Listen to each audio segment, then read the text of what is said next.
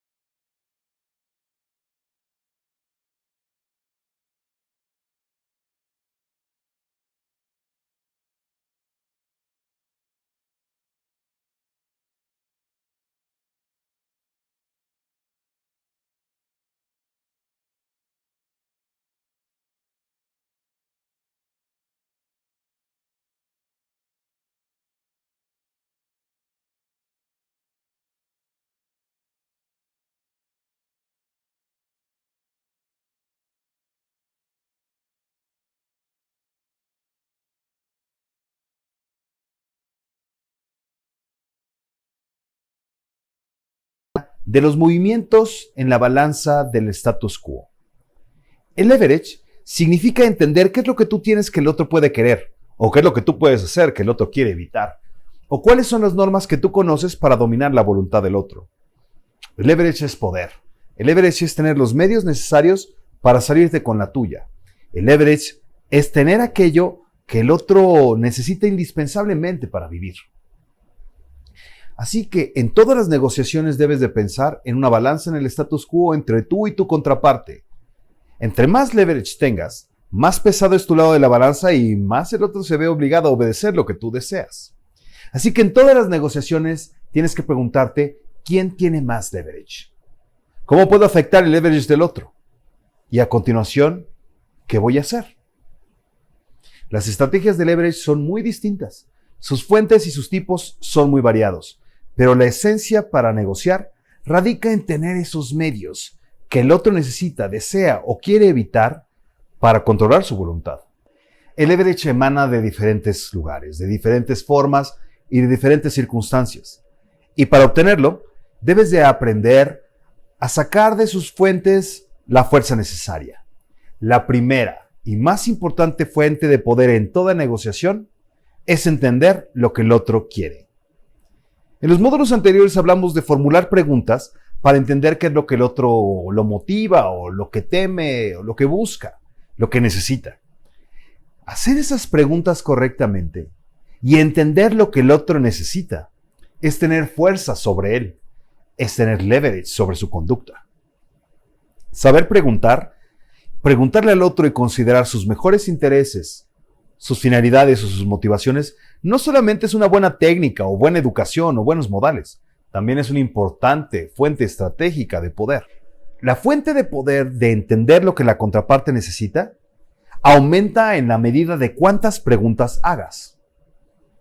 Una de las principales técnicas del legendario Jordan Belfort, el lobo de Wall Street, es hacer preguntas estratégicas sobre lo que el otro quiere, lo que el otro teme, lo que el otro busca, lo que el otro le estorba para realizar solo la propia satisfacción de su interés. Jordan Belfort recomienda no anticiparse y querer vender a fuerza, sino buscar a través de las preguntas la idoneidad entre lo que ofreces y lo que el otro necesita. La idoneidad, la compatibilidad entre la oferta y la demanda. Pero para encontrarla es fundamental hacer las preguntas correctas. La materia prima para obtener poder, entendiendo lo que el otro desea, son las preguntas. Pero preguntas no invasivas, sino preguntas en función de su mejor interés. De hecho, cuando te topes resistencia en esta técnica y el otro te diga, eso no es tu tema, o eso no es tu asunto, o eso no te importa, puedes revirar diciendo, bueno, es que a mí me importa mucho tu satisfacción. Bueno, este negocio depende de tu consentimiento y quisiera que tuviera la mejor satisfacción para ti. Me gustaría entenderte mejor. Me gustaría entender tu escenario ideal. ¿Cómo ves tú esta situación? Compárteme tu visión. Es muy importante entender lo que el otro desea y preguntar es sin duda, como hemos visto, la mejor herramienta para obtener poder al entender lo que el otro desea. Así que la primera gran fuente de leverage es entender lo que el otro necesita para evaluar los satisfactores disponibles para dominar su conducta. La segunda gran fuente de poder es afectar el balance de las necesidades. Recuerda que no necesariamente una negociación debe de funcionar distribuyendo riqueza limitada. También existe la colaboración, existe la integración, existen los bienes óptimos. Cuando en una negociación las partes se enfrentan para dividirse riqueza limitada, generalmente su leverage depende de la proporción de esa riqueza que pueden controlar. Pero cuando los negociadores encuentran diferentes escenarios y diferentes fuentes de riqueza, en vez de ser una negociación suma cero en la que las partes se dividen riqueza limitada, es una negociación suma uno en la que interconectan temas y en las cuales obtienen nuevas formas de leverage para llegar a un acuerdo o para hacer que ese acuerdo se cumpla. Afectar el balance de las necesidades significa que no necesariamente nos vamos a enfrentar en esta negociación, sino que podemos cooperar. La tercera fuente de poder es el tiempo. Piénsalo un momento. ¿Cuánto vale el contrato de un atleta de 18 años o de 28 años? ¿Cuánto cuestan los honorarios de una modelo de revista o de una actriz de 22 años o de 52 años? ¿Cuánto vale un árbol de Navidad en mayo? ¿Cuánto vale un disfraz de Halloween en febrero? Piensa en las oscilaciones en el precio de las flores o las cosas que están de moda o la tecnología. El tiempo da y quita poder. Es muy importante que cuando busques poder, pienses si tu poder puede fluctuar con el paso del tiempo y hacerse más grande o más pequeño dependiendo de las épocas del año y la demanda cíclica con el paso del tiempo. La cuarta fuente de poder es volvernos a encontrar. Piensa esto. Cuando estás en una relación con una persona, cuidas tanto el vínculo si estás seguro de que nunca más lo volverás a ver. Cuando convences a una persona de que esta interacción se repetirá en un futuro, la gente tiende a cuidar la relación, a cumplir lo que promete y a mantener un vínculo que sea funcional. Así que para obtener poder sobre una persona, una buena fuente es hacerle creer, 1. Esta relación se repetirá. 2. Nuestra interacción no está limitada a un solo negocio, sino que se puede multiplicar en diferentes ocasiones donde podemos generar más riqueza. Así que recuerda, si quieres lograr que una negociación gire a tu favor, convencer a la otra persona de que la relación se repetirá puede darte muchísimo leverage sobre su conducta. La quinta fuente de poder es vincular temas. Como diríamos en el folclore popular, mezclar el magneto con la magnesia funciona muy bien para negociar. Imagina un caso en el que un padre quiere que su hijo salga mejor en la escuela y para lograrlo, le condiciona el automóvil para salir con la novia a cambio de que aumente su promedio. Realmente no hay ninguna relación directa entre la escuela y el automóvil, pero a través de la vinculación temática, el papá obtiene leverage sobre el hijo y para satisfacer la necesidad de transporte, aumentará el promedio en su calificación. Esta técnica, vinculación temática o también en inglés llamada issue linkage, se ha utilizado de muchas formas en el mundo. Uno de los casos más recientes fue cuando el presidente de Estados Unidos, Donald Trump, le pidió al presidente de Ucrania, Volodymyr Zelensky, que le diera información negativa sobre su oponente Joe Biden a cambio de apoyo militar. El presidente de Ucrania se veía en la necesidad de espiar al contrincante de Donald Trump a cambio de recibir el financiamiento necesario para defender a su país. A cambio del financiamiento, Donald Trump obtendría una ventaja competitiva crucial contra su oponente en las urnas.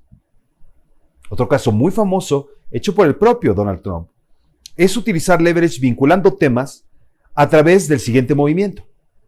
Donald Trump quiere cumplirle a sus votantes y disminuir el número de migrantes ilegales en la frontera sur. Para lograrlo, Estados Unidos no puede exigirle a un país soberano como México que cambie su política migratoria. Pero lo que sí puede hacer es aumentar los aranceles en la importación de acero mexicano a costa de que el gobierno mexicano disponga unidades de la Guardia Nacional en la frontera sur para evitar que crucen los migrantes. En un inicio, el presidente López Obrador lamentó la medida, diciendo que no era justo mezclar lo migratorio con lo comercial. Sin embargo, la vinculación temática es una de las fuentes de poder más reconocidas en el mundo. Recuerda, la vinculación temática consiste en mezclar zonas, temas, proveedores, necesidades, para a través de esta vinculación generar una sinergia, la cual orille a que las cosas se muevan. Si logras vincular la suficiente cantidad de temas, puedes lograr no solamente que las partes alcancen un acuerdo, sino que se vean obligadas a cumplirlo durante todo el tiempo necesario. El último ejemplo de esa estrategia lo comentó en una entrevista el presidente Felipe Calderón cuando se le preguntaba cómo combatir a Donald Trump. Su estrategia era vinculación temática. Nos decía que el objetivo era aumentar los aranceles en aquellos distritos donde hubiera muchos votantes de Trump. Los productos hechos en estados altamente republicanos recibirían un arancel extra para que la pena contra sus representantes, diputados, senadores y el propio Donald Trump desincentivara las políticas depredatorias del gobernante norteamericano. La idea era, entre más impuestos tengan los productos hechos en Ohio, hechos en Virginia, hechos en Tennessee y en aquellos estados de alta mayoría republicana, el gobierno mexicano los convertiría en derrotas en las urnas a través de una estrategia arancelaria. La sexta fuente de leverage es la expansión o la contracción. Esta es una estrategia a través de la cual se puede interactuar con grupos de personas que toman decisiones, como partidos políticos, cortes o consejos de administración de una empresa. La estrategia funciona de la siguiente forma.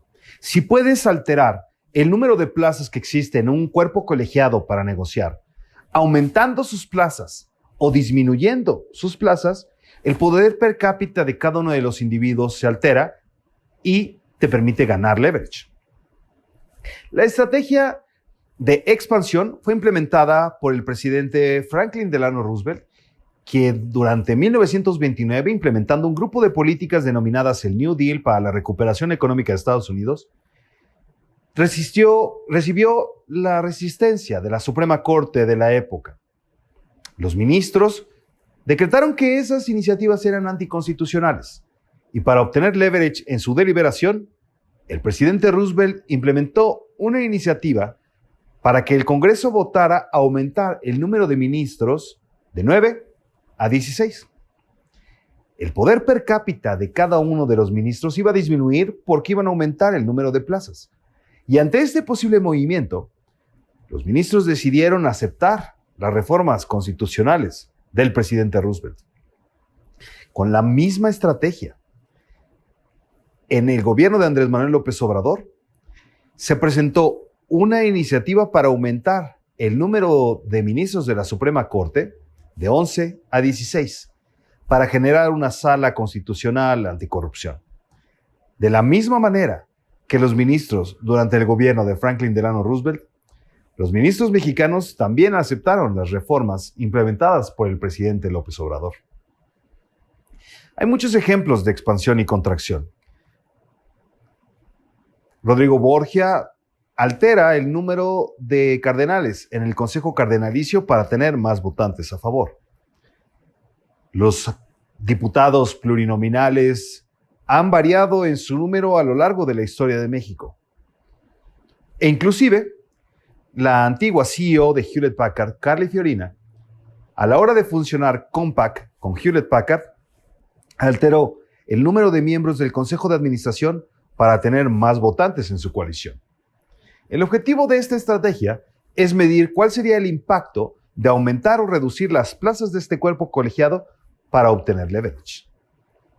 En resumen, hemos visto estas 6 estrategias para obtener poder: saber lo que el otro desea, alterar el balance de las necesidades, entender el factor del tiempo, hacer que la relación se repita, vincular temas y expandir y contraer. Estas 6 estrategias pueden ayudarte a tener una posición más ventajosa, pero nunca debes de olvidar, el leverage es directamente proporcional a los efectos que puedes generar para influir en la conducta del otro. La fuerza para influir en una persona o en una situación para alcanzar un resultado específico puede tener muchos tipos. En su obra Bargaining for Advantage, Richard Shell desarrolla 3 importantes tipos de leverage. El primero es el leverage positivo, que significa tener el poder para influir en la conducta de una persona porque tenemos el satisfactor de su necesidad. Nuestro poder en esta determinada negociación es directamente proporcional a la necesidad del otro. Y el otro hará lo que sea para alcanzar ese satisfactor. Este tipo de leverage satisface positivamente la necesidad del otro. Y hay algunas propiedades importantes que debes de conocer cuando recolectes leverage positivo, pero recuerda, tener leverage positivo significa tener lo que el otro desea, contar con ese producto, ese satisfactor, ese servicio, esa acción, esa omisión, ese servicio que el otro tanto desea. En la medida en la que más indispensable sea para el otro, más leverage positivo tienes. Uno de los primeros factores que debes de conocer acerca del leverage positivo es que es materia viva. Depende del factor tiempo. ¿Eso qué significa? El leverage positivo depende de las épocas del año. En algunos casos, tenemos mucho leverage positivo cuando contamos con algo que está de moda o algo que está en temporada.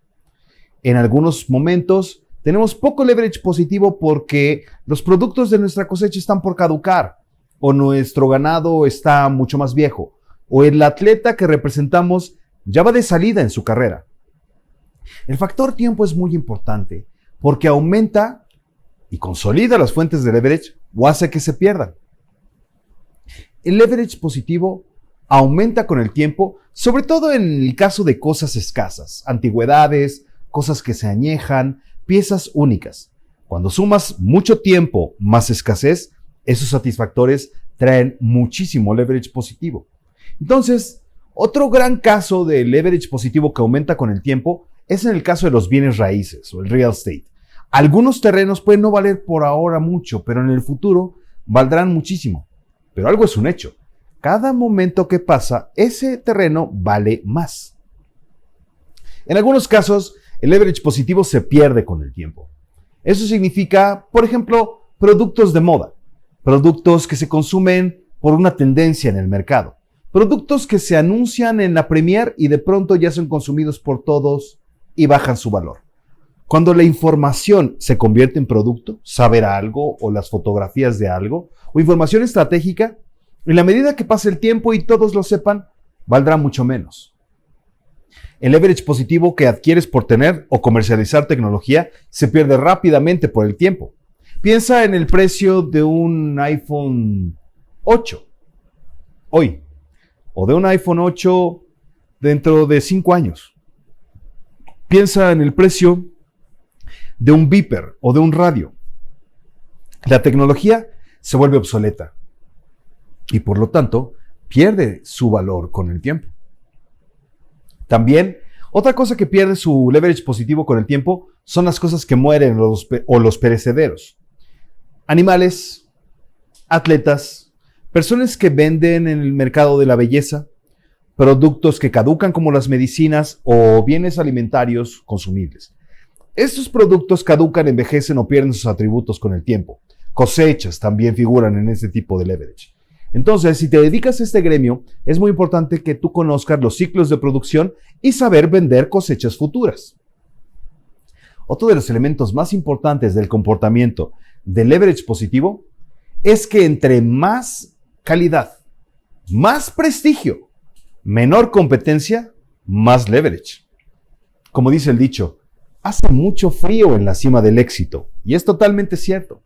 Cuando son pocas las personas que pueden competir contra tu calidad, tu nivel de certificaciones, esos atributos hacen que menos personas puedan competir contra ti. Y eso te da más posibilidades de controlar el precio de lo que vendes en el mercado. Recuerda, la ley de la oferta y la demanda determina el comportamiento del leverage. Si ofrecen mucho de tu producto en el mercado, el precio baja. Si hay poca oferta de tu producto en el mercado, el precio sube. Si hay muchas personas con tu nivel de capacitación en el mercado, tus honorarios valen menos. Pero entre más estudias y menos personas pueden competir contra ti, más dinero puedes ganar. La ley de la oferta y la demanda incide directamente en el valor del leverage positivo. El segundo tipo de leverage es el leverage negativo. La capacidad de dañar, de destruir, de matar, de embargar, de difamar, de romper las relaciones de alguien o alterar su percepción pública. El poder de utilizar armas. El poder de generar consecuencias negativas en caso de que el negocio no se dé. El leverage negativo es el conjunto de elementos que pueden generar un efecto que el otro quiere evitar. Y tu poder será proporcional a las consecuencias y qué tan negativas sean esas consecuencias para la contraparte. El leverage negativo pueden ser muchas cosas, desde una acción o una interacción, influencia o daños a la reputación o al patrimonio del otro. Es muy importante que identifiques que el leverage negativo no significa blofear. Blofear es bluff. Blofear es blofear. Y si tu contraparte te descubre blofeando, se pierde el negocio y se pierde la relación. Pero tener leverage negativo significa contar con los medios que verdaderamente causarían un daño a la contraparte. Daños que el otro no estaría dispuesto a aceptar. Así que tu poder está directamente relacionado con el temor que el otro puede tener a las consecuencias negativas que puedes generar. Todas las guerras del mundo están hechas a partir del leverage negativo. Y recuerda, utilizar la fuerza negativa contra el otro siempre tiene un precio. Siempre hay un precio que pagar cuando atacas al otro. Por lo tanto, utilizar leverage negativo debe ser tu último recurso, porque no solamente el negocio está en juego, sino también la relación en su conjunto. Utilizar leverage negativo de manera explícita debe ser el último recurso, pero utilizarlo de manera implícita, es decir, ahí está, es peligroso, muy letal, pero no dices nada. Eso es leverage. No es lo mismo el niño que dice, tú no sabes quién es mi papá. Y nadie sabe quién es su papá. Al niño que no dice absolutamente nada y todo el mundo sabe quién es su papá. Margaret Thatcher decía, ser poderoso es como ser una dama. Si lo tienes que andar diciendo, no lo eres. Eso significa que hablar acerca de tu leverage negativo lo deprecia. Y más si no estás dispuesto a usarlo. De preferencia, el leverage negativo debe de utilizarse de forma pasiva. Está claro que existe. No has dicho nada al respecto. No amedrentas al otro, pero el otro sabe perfectamente que lo puedes lograr.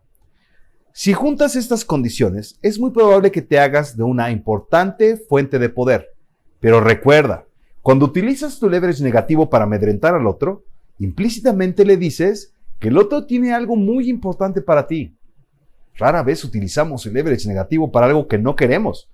Por eso, cuando amenazas con utilizar leverage negativo, realmente estás mostrando qué tan necesitado estás. El tercer tipo de leverage es el leverage normativo. Es decir, la capacidad de influir en una persona o en una situación a partir del conocimiento de las normas, las reglas del juego o los mejores estándares para producir. Saber secretos industriales, tener técnica, saber vender el conocimiento específico o saber las reglas del juego dan poder. El leverage normativo es esa fuente de poder. Tener conocimiento de quiénes son los peritos evaluadores de esto, quiénes son los especialistas, cuál es el precio de mercado, la tasa de depreciación, quiénes son los principales evaluadores e influir en su medida de evaluación. El leverage normativo da poder en la medida de qué tan pública es una norma, de forma que si todo el mundo sabe que esa regla es obedecida por la mayoría, más poder te da. Por el contrario, si tu contraparte siente que esta norma que tú estás invocando es hecha por ti, menos poder tiene. La gran ventaja del leverage normativo es que te ayuda a defenderte y a atacar. Por eso el propio Richard Shell habla de utilizar el leverage normativo como espada o como escudo. Es decir, utilizar el leverage normativo como espada es utilizar las normas para imponer tus términos. Utilizar el leverage normativo como escudo es utilizar las normas para defenderte de los términos que pone el otro. En esencia, como veremos más adelante, utilizar las normas protege la relación porque hace que la contraparte no sienta que tú le estás imponiendo términos. Y de esta manera, el contratar abogados, especialistas o consultores, tener conocimientos especializados de cómo se juega el juego, te da poder. Pero nunca olvides que también puedes comercializar el conocimiento para que alguien sepa jugar. Por lo tanto, el leverage normativo también se puede convertir en un producto que se vende. Algunos llegan a confundir el leverage normativo con el leverage positivo porque los servicios de consultoría y asesoría son muy cotizados en el mercado. No olvides, saber cómo se juega el juego también es una fuente de poder.